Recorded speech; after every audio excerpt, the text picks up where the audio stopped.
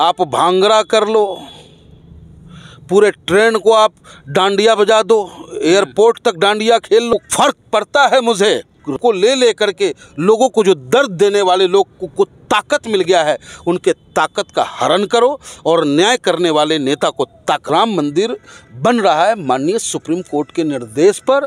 और अगर बधाई देना है तो अगर तुम्हारे पड़ोस में अब्दुल्ला रहता हो तो उससे गले मिल लेना, राम खुश हो। दिया जिला के पटाखे फोड़ के तुम किसी को तकलीफ पहुंचाने की स्थिति में अगर वो काम करते हो तो तुम्हारा राम तुमसे कभी खुश नहीं होगा। आदाब दोस्तों, मैं आपके साथ जफर सिद्दीकी, आप देख रहे हैं मिल्लत टाइम्स।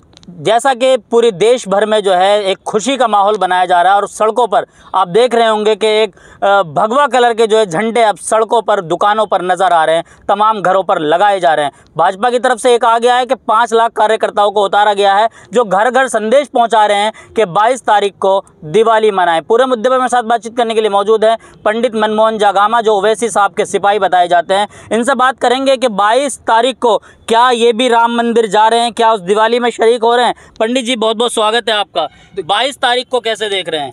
देखिए, राम हमारे रगों में बसते हैं।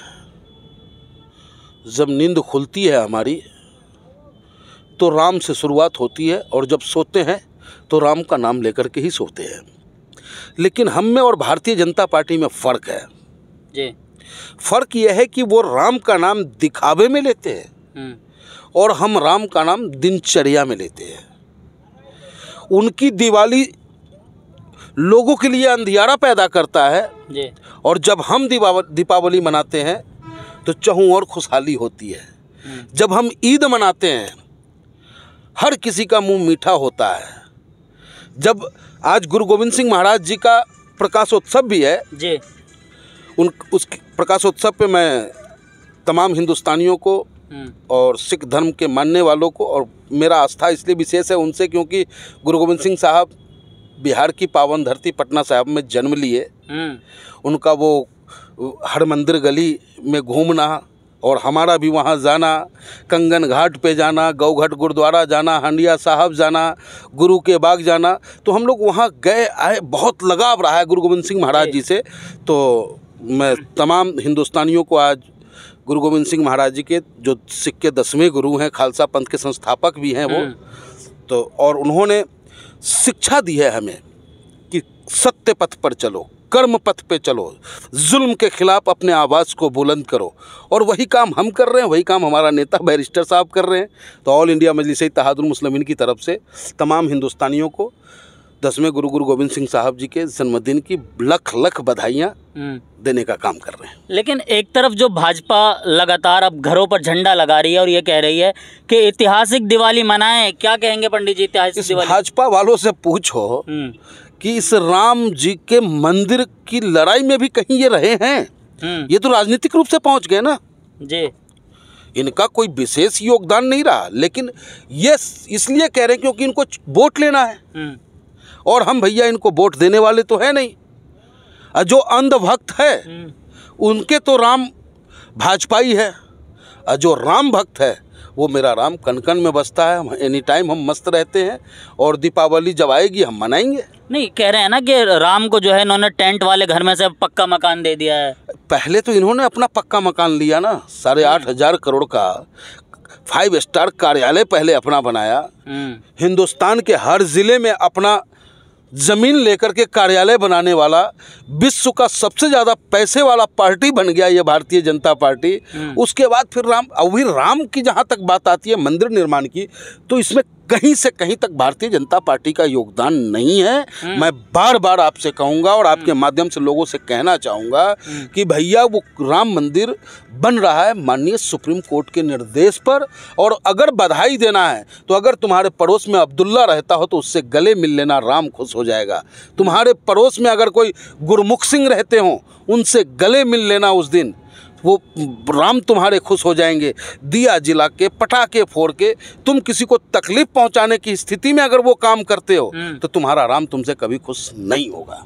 लेकिन आप जिस पार्टी से आते हैं उनको लगातार ये कहा जाता है कि भड़काऊ भाईजान है वो, और उनको जो है मंदिर का न्योता भी नहीं देगा। आप कैसे देख रहे हैं जबकि लोकसभा सांसद भी हैं? अब आप सोचो, आपसे भी मैं सवाल पूछूंगा इस मसले पे। जिसने राम जी को गाली दिया, जिसने राम जी के अस्तित्व को ललकारा, जिसने सनातन धर्म को कीड़ा मकोड़ा कोरोना न जाने किन किन नामों से नवाजा, उनके घर तो ये निमंत्रण लेके जा रहे हैं जी। उनके खिलाफ भारतीय जनता पार्टी या उसकी सरकार कोई कार्रवाई नहीं कर पा रही है। रामचरितमानस तक को फाड़ा जाता है जी। और मेरा नेता कभी राम जी के खिलाफ नहीं बोला। मेरा नेता कभी ये नहीं कहा कि तुम सनातन धर्मी गलत हो। उसके बावजूद हमारे नेता को निमंत्रण नहीं दिया जाता है। तो आप हमारे नेता को केंद्र बिंदु पे रखना चाहते हो, अच्छी बात है, कोई बात नहीं, आप निमंत्रण मत दो। आपके निमंत्रण का इंतजार हमें नहीं है।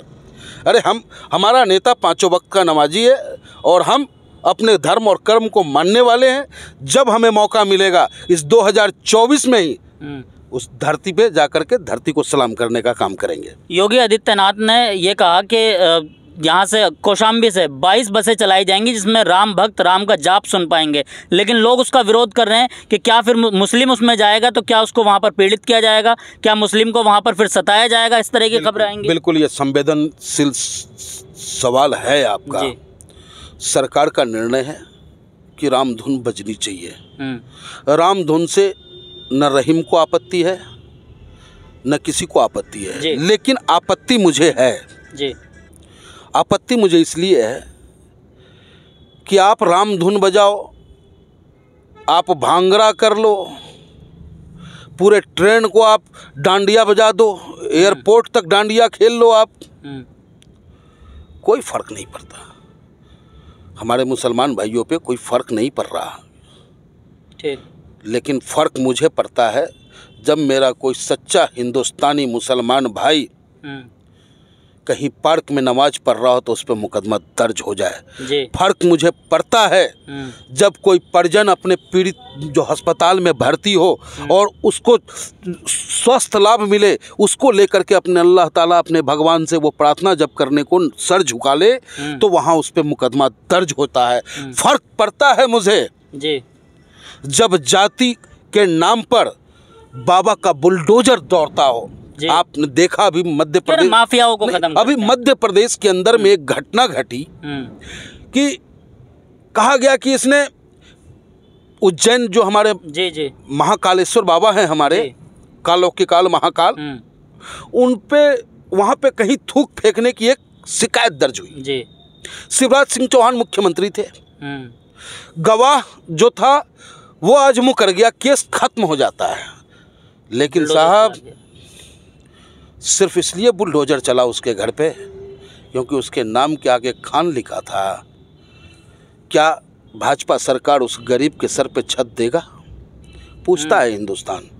कार्रवाई वैसा हो जो नज़ीर बने, कार्रवाई वो हो जो न्याय की पद्धति पे हो, न कि जाति के नाम पे हो, धर्म के नाम पे हो। और मेरा हिंदुस्तान, मेरा राम बिल्कुल नहीं चाहता कि इस तरीके की कार्रवाई हिंदुस्तान में हो। एक आखिरी सवाल होगा, 22 तारीख को दिवाली की जो बात कही जा रही है, आप उस दिवाली में शामिल होंगे? देखिए, मेरा तो उस दीपावली में शामिल होने का कोई मतलब ही नहीं बनता है। हम अपने घरों में रोज़ दीपावली मनाते हैं, हम अपने बच्चों परिवारों के साथ बैठते हैं और नित्य हम अपने राम से कहते हैं कि मौसम दीन न दिन हिता तुम समान रघुबीर अस बिचारी रघुवंश मनी हरहु विषम भव पीर। हे राम, इस जगत में तुम्हारे नाम पर, तुम्हारे नाम को ले करके लोगों को जो दर्द देने वाले लोग को ताकत मिल गया है, उनके ताकत का हरण करो और न्याय करने वाले नेता को ताकत दो। चलिए, बहुत बहुत शुक्रिया। हमारे साथ थे पंडित मनमोहन जागामा, तमाम सवालों के जवाब दिए। इन्होंने कहा कि हमें वो हिंदुस्तान चाहिए जिसको जैसा हिंदुस्तान राम को चाहिए, यानी कि राम का जो असल चेहरा है, हमें वो हिंदुस्तान चाहिए, यानी कि मुस्लिम हिंदू सिख ईसाई सब एक साथ रहें, खुशहाली की ज़िंदगी जिएं। आप वीडियो को देखकर क्या कुछ सोचते हैं कमेंट बॉक्स में जाकर ज़रूर बताइए। देखते रहिए मिल्लत टाइम।